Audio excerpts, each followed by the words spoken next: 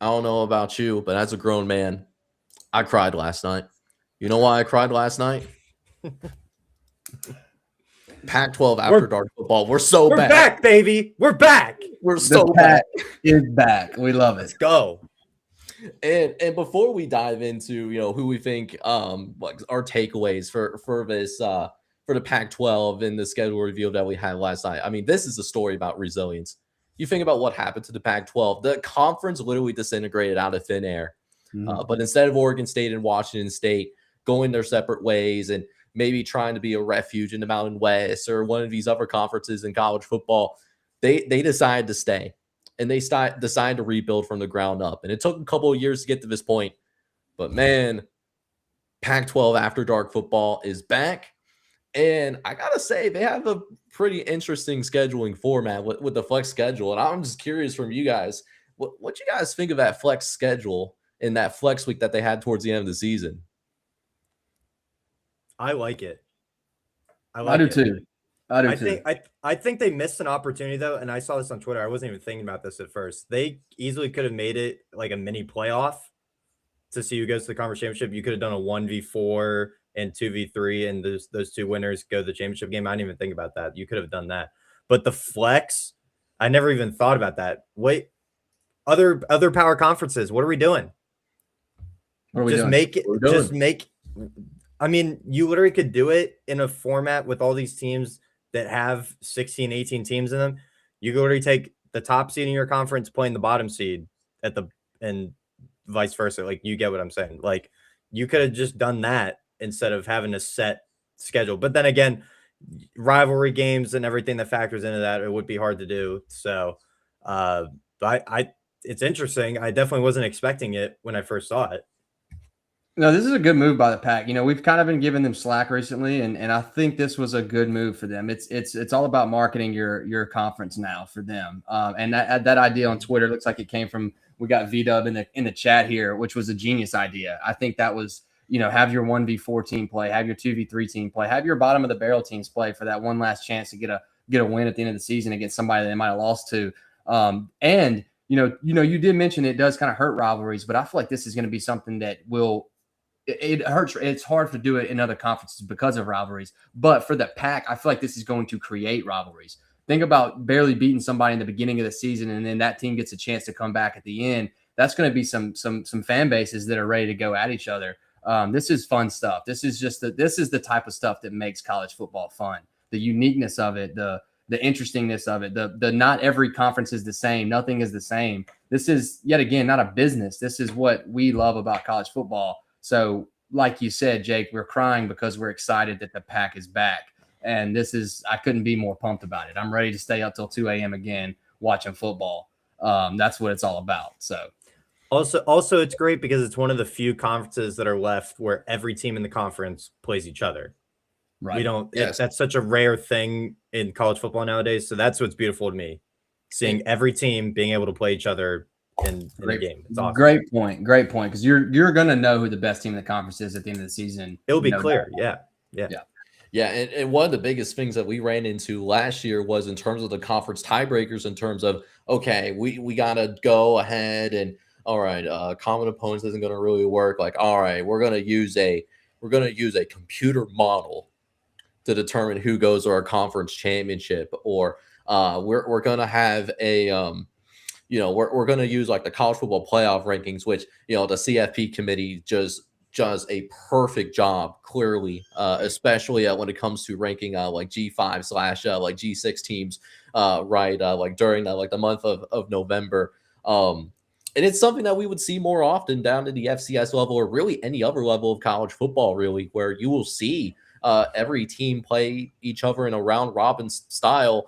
Something particularly in Division III, you see that happen a lot more often because of the size of the conference. But here at the FBS level, unless I'm mistaken, really the Pac-12 is going to be the only conference that does that. So we're going to get to a point where you don't even need to worry about tiebreakers. It's going to be who beat who on what day, and that's going to be your tiebreaker. It makes things so simple. It makes things so easy. And I couldn't be more stoked about it. And it makes me hopeful that maybe we do see a trend eventually where we do see smaller conferences pop up, because it just makes things so much easier in terms of conference title pictures. Yeah, I agree. It sounds like, Jake, you're talking about this is how it's supposed to be. I mean, we're supposed to know who the best team is, and it makes sense. And it's hard to say that anything in this game makes sense anymore.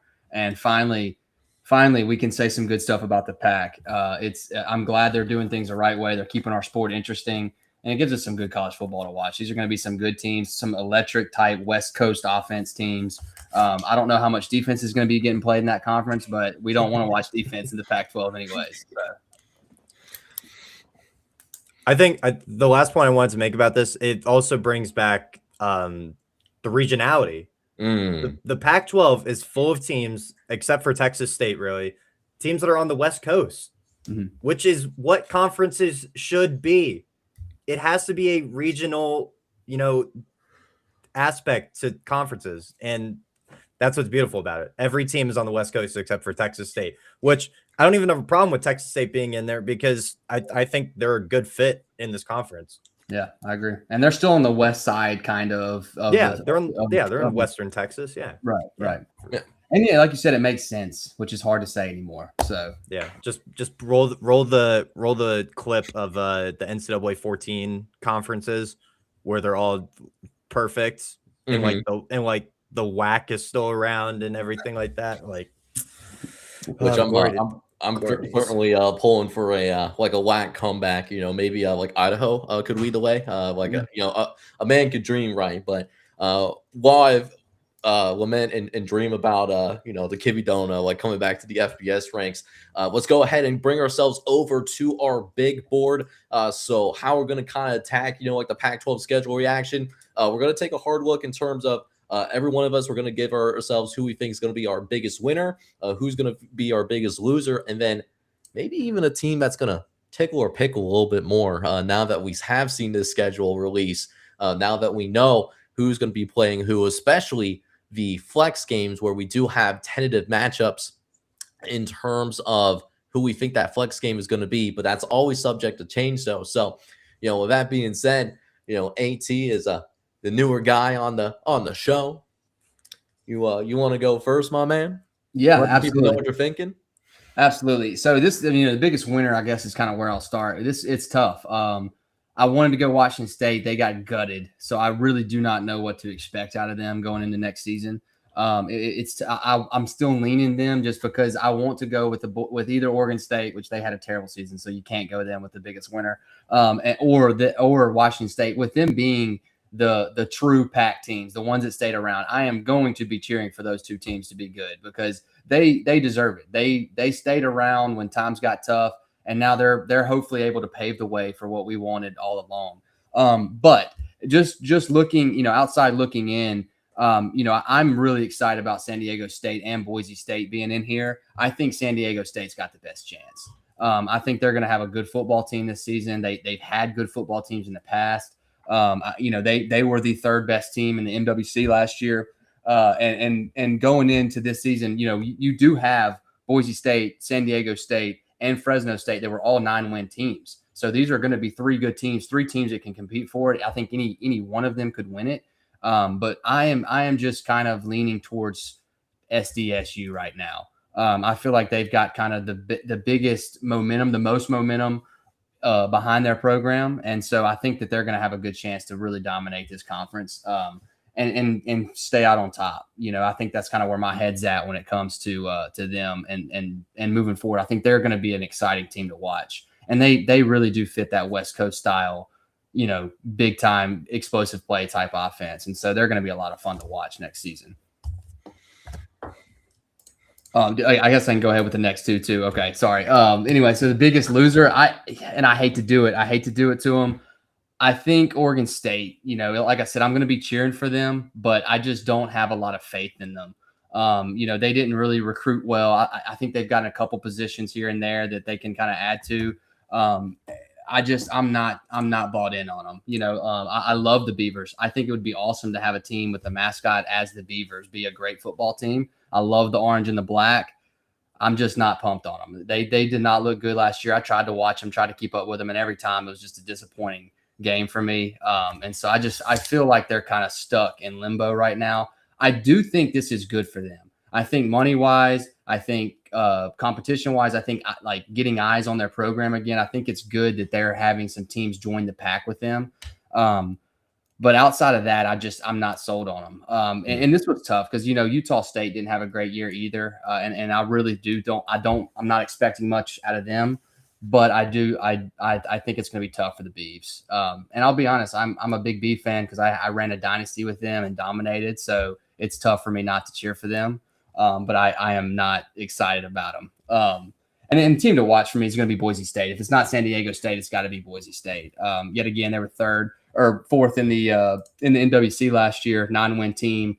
They've got a lot of momentum. I think the blue field is awesome. And so I think they've got a good fan base over there. And I am excited about what they can do moving forward this year.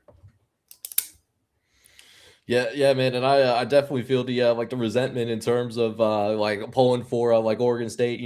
We always have those those types of teams that we're pulling for because of like an NCAA dynasty. Because I know like a couple of years ago, like I ran the Texas State dynasty with me and a couple of my buddies. So because I mean those uniforms are absolutely fantastic out there in San Marcos, Texas. Got to show love to the Bobcats. Really some clean uniforms over there. It's going to be really fascinating to see how each team performs over a course of the year. And one thing that I do want to say about the Pac-12 as well, that I do want to mention, Reed, we kind of talked about this, talked about Texas Tech's schedule and their perceived strength of schedule based on how each team's performed back in the 2025 campaign this past college football season. Something that I thought about, and I want to get your guys' thoughts before I kind of unveil my biggest winners and losers. I actually think from a strength of schedule standpoint, the majority of these teams in the Pac-12 actually may have a stronger strength of schedule than Texas Tech. Yeah, when I was calculating the combined opponent records from the conference, a lot of them are pretty similar. The only one that really stands out is Oregon State, but I mean, you're factoring in their two non-conference opponents of Houston and Texas Tech, which combined for 20 plus wins between them. So that plays a big factor in it. Boise State's also is up there, but I mean, holistically, the conference is pretty comparable to each other. I mean, there's a few outliers, Boise State, San Diego State, like AT said, but the conference is pretty top to bottom. It's pretty competitive, all things considered. So compared to a strength of schedule to Texas Tech, I don't think any team in the country will remotely be close to their strength of schedule because goodness gracious, talk about a cupcake schedule. But anyway, I think the overall the conference is pretty comparable to each other. There's not really like one team that stands out head and shoulders above the rest to me. Yeah, I agree. And a couple more points I'll make too. Boise State does pull, I feel like, some of the harder non-conference opponents. They got Oregon. They've got it was also, I know there was somebody else that Memphis, which is a good football team. They're a good they're a good G5 program. They've got some money and they've got some guys coming in. And I feel like San Diego State is not, they don't have that going for them. I feel like they've kind of got an easier route. I agree with everything you said, Reed. I think that it is very comparable schedules across the board. But I feel like when you're looking outside of the conference, I feel like San Diego State's got a little bit of an easier route. They did pull James Madison, but I'm not as sold on them losing that game as I am Boise State to a Memphis or to an Oregon. So, and one comment I will make just about one thing I think is awesome. I think it's great that Texas State has got 4 non-conference opponents that are all in the state of Texas. I mean, we love that. So. Yeah, everything is bigger in Texas, and really to build on your point, AT, about Boise State's non-conference schedule. Not only do they draw Oregon and Memphis, which are two very quality programs in their own right, they do also have to make the cross-country trip out to Kalamazoo, Michigan, to take on Western Michigan, your MAC champions from the 2025 campaign as well. So, I mean, Boise State from the get-go is going to have some opportunities to get some quality wins, particularly towards like its other G5 counterparts, which is something that the committee does take into account based on what we saw from this past year. Yeah, absolutely. But with that being said, boys, I slept on it. I got some quality sleep, the wife and baby, and I've come with my divine vision, and in terms of who I really enjoy as a I think is going to be the biggest winner or loser, and a team that I'm paying more attention to now that we've seen the full schedule in front of us. Now, for me, I have Fresno State as the biggest winner over the course of the this reveal that we do have. Now they do have San Diego State as the flex option as of right now. San Diego State is a quality program, but when I took a look at their schedules holistically, not only did I take into account what their conference schedule is, but what are they also doing in non-conference play as well. And I think Fresno State, they have a really nice segue into in terms of being able to tune themselves up into a fine tuned machine while also getting some wins early and often. Now, week one, they're going to have a tough go at it. They're going to take on USC on the road. Jordan Maeva's back. Lincoln Riley is really building something extremely special, relying less and less on a transfer portal. So the USC game is going to be tough, but it's quality competition for Fresno State, though. It'll serve a similar role as the Kansas game in week 0 last year, before they use that as a springboard to have a solid campaign. But then after the USC game, they're going to have a nice 3-week segue before they have to start Pac-12 conference action. They have Sacramento State. Sacramento State, they got a lot of money, and they're trying to use that money to get into the FBS. But Sacramento State is a team that went 7-5 in the FCS. It's a solid FCS program. I wouldn't say that it's a great FCS program. So that's going to be your home opener. I expect that to be a winnable game for Fresno State. And then your next couple of games here are two teams that either have disappointed or they don't have a ton of talent from a power ratings perspective. Looking at San Jose State, a team this time last year that really was a G5 darling in terms of getting a lot of hype, in terms of possibly being a dark horse Mountain West Conference champion or even making the college football playoff. But then they fell spectacular, just an absolute disaster class from the Spartans in 2025. Then the Rice Owls as well. They run that triple option offense. But Fresno State, they play a style of football to where if they can get off to a good lead early, they could really put that triple option offense into a blender, not built necessarily to pass the football unless it's in certain situations. So I really like Fresno State and how they're going to be able to use those first 3 to 4 weeks to really warm themselves up before getting into Pac-12 action. But on the flip side of that, I don't think Utah State is going to have that same kind of benefit of the doubt, to say the least. For Utah State, it's a different story. A very difficult non-conference schedule for Utah State, where you go on the road to play against Washington week number 2. You also go on the road to play against Utah. Those are two very good teams out there in the Pacific Northwest that are going to really test Utah State greatly. And then one of their weaker FBS games that they have in non-conference play is the Troy Trojans. That Troy team, mind you, went to the Sun Belt title game. And they actually gave James Madison a pretty good fight, a 4-quarter battle before eventually falling out there in Harrisburg, Virginia. That Troy football program, that is a solid program out there in the Sun Belt. They do have them at home. That's a team that could definitely test them, and it'll be a good measuring stick game between the Pac-12 and the Sun Belt during the course of non-conference play. Oh, by the way, the defending Mountain West champions and a team that has a legitimate shot of winning the Pac-12 in Boise State, that's your current flex partner. Yeah, the flex is going to be interesting. I'm excited to see how this whole plays out, to be honest. I wonder what I don't even know what to think about it until we get into the season. But yeah, I'm excited for that whole shenanigan, to say the least. Dude, yeah. And to think we won't even know the flex game until a week prior.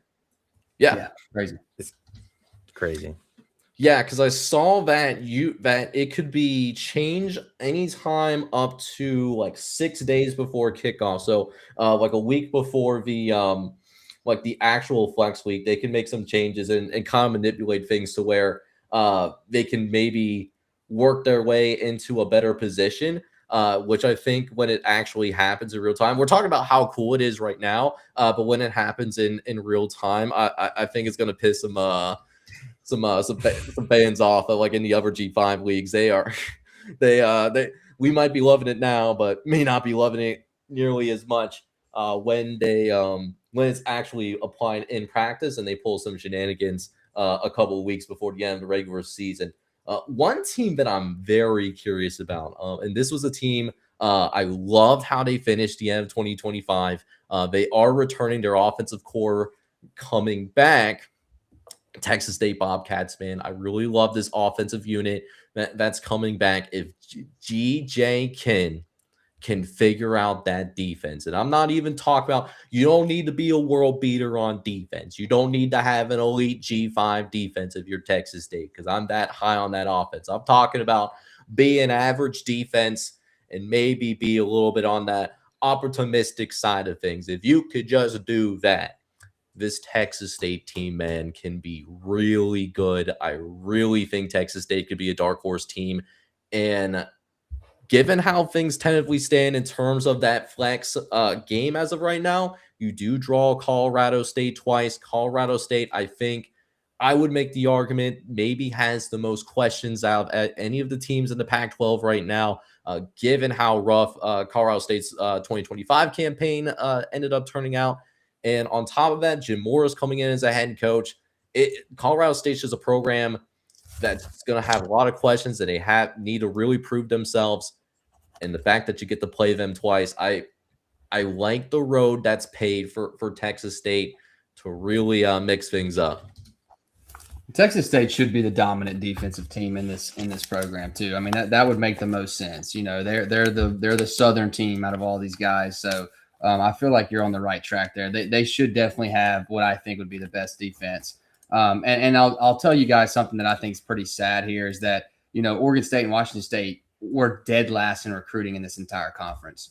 And you know, Boise State and Texas State lead the conference in recruiting right now. Now it's not like they're out here knocking down huge 4 or 5 star guys, but you know, that's kind of what to watch for right there is in those two teams, the Boise States and the Texas States. They're leading the conference in talent level at least. So, well, I don't know if you guys took my notes, if I took your notes. Like I guess great minds just think alike. So for my three, my biggest winner was also Fresno State. Exactly to the point you made, Jake. The 3 of the 4 non-conference games they do have are on the lighter side, aside from that USC game. But I think it could be a good test for them up in week 1. You know, going to the Coliseum under the bright lights of Southern California. Like I think it would be a good test. You know, they might not, you know, get the result that they want and hope for, but I think it's a good test for them. And then the other 3, Sac State, San Jose State, and Rice. You know, they're not world beaters by any means. Thank you, Colton, for leaking my notes to the public. I appreciate it. Better than the Epstein files. But anyway, that played a big part of it for me. Also, you get the hardest team in your conference at home in Boise State. I think that plays to their favor. Interesting bye week placement. You get it right in the middle of your season in week 8. So I think that could also play their benefit. Interesting that they get back-to-back road tests in week 10 and 11 at Utah State and Texas State. I think that could be interesting just based on how late back-to-back road games are. But you do finish the season with 2 home games. You get Colorado State and the flex game at home at the end of the season. So I think Fresno State, all things considered, got a pretty manageable schedule, especially they could be – I know Jake was posting about it on Twitter earlier. They could be 3-1 after non-conference play, which is huge going into a conference slate, which again, like we said earlier, a lot of teams are comparable to each other, you know, going on paper, at least going into the season. So I think Fresno State is the biggest winner to me. My biggest loser was Oregon State, AT, but I'm going to go with my second biggest loser. I'm going to go Washington State. Washington State drew the hardest non-conference schedule out of any of the teams in the Pac-12. They opened the season in the Apple Cup against Washington. That's at Lumen Field. Then they go on the road to Kansas State in week 2, which is never an easy place to play in Manhattan. They get Duquesne, which should be a win on paper. Shout out to the Dukes. And then they they get Arizona at home in week 4, which Arizona finished the 2025 season on a really high note. No Fafita back at quarterback. Who knows with that team for Arizona. So they drew the hardest non-conference schedule of any team in the conference. And then their first conference game is one of the better teams in the conference in Fresno State, which could also possibly be on a short week. It could be on a Friday night. So Washington State definitely has a tough draw to start the season. You follow that up with 2 road games at Utah State and at Oregon State. Oregon State they're familiar with, but Utah State, I mean, who knows? That could be on another short week. That could be on another Friday night potentially. So you do get the benefit of having Boise State at home, but then on the road to San Diego State, and then your bye week is not all the way until week 10. So you're playing, what is that, 9 straight games until your bye week to start the season, and then Colorado State, Texas State in your flex game. So, and by the way, that Texas State game is on the road. So your last regular season game that you know of is on the road, arguably the longest distance trip in your conference. So I mean, potentially they could be not taking a shot. They could potentially be 1-3 after non-conference play, and then who knows what happens from there. So Washington State, I think, just solely based on their non-conference and not, having the backing of a great recruiting class and the transfer portal acquisitions, they could be in the gutter very quickly. And then for me, the team to watch, I think it has to be Boise State. Out of every team in this conference, they have the best shot at potentially getting the G5 spot or at the G6 spot. Like, they have the best shot. They've been there before. I think those 2 games to open their season at Oregon and home against Memphis are going to define their season. Also, not overshadowing that Western Michigan game, because that will be cinema. Boise State going out to Kalamazoo. That will be awesome. But I think just their conference schedule after that is very manageable. You have Fresno at home, Washington State at home, Colorado State at home. The most intriguing game on that schedule to me is at Texas State week 9, because you could potentially be 6-1 at that point going on the road to Texas State, which would agree with your guys' points. They could be one of the best defensive teams in this conference. So I think Boise State, just solely based on their history, they have the best chance to be the G5 rep in the playoff coming in the next season, or one of the best chances. So at least out of the Pac-12. So I think Boise State's schedule is, again, manageable. The first 2 games of the season are really going to define it. If they go 1-1, they cannot start the season 0-2. No, if they can't. If they start the season 0-2, you could chalk it up, to be honest. So if they at least have to go 1-1 in those first 2 games, they cannot pull a Notre Dame, lose the first 2 games, and then hope to make the G5 spot in the playoff. So yeah, those are my 3 teams to look out for in the Big 12. And it was weird for me because I was kind of going back and forth on Fresno and Boise, and for whatever reason that USC game at Fresno was just standing out to me so much. And then when I look at Boise playing Oregon, I feel like it should have had that same feel, but I felt different about it. I don't know why necessarily, because you got Oregon and Memphis back to back. Those are 2 good teams, but I'm kind of under the impression that they could go 1-1, and I'm kind of under the impression that Oregon is going to overlook them on that first week, and we could end up seeing a good football game there. I'm not saying that Boise State's going to upset them, but I do think it's going to be a lot closer than we thought, and that's kind of why they were on the watch list for me, not just the biggest winner here.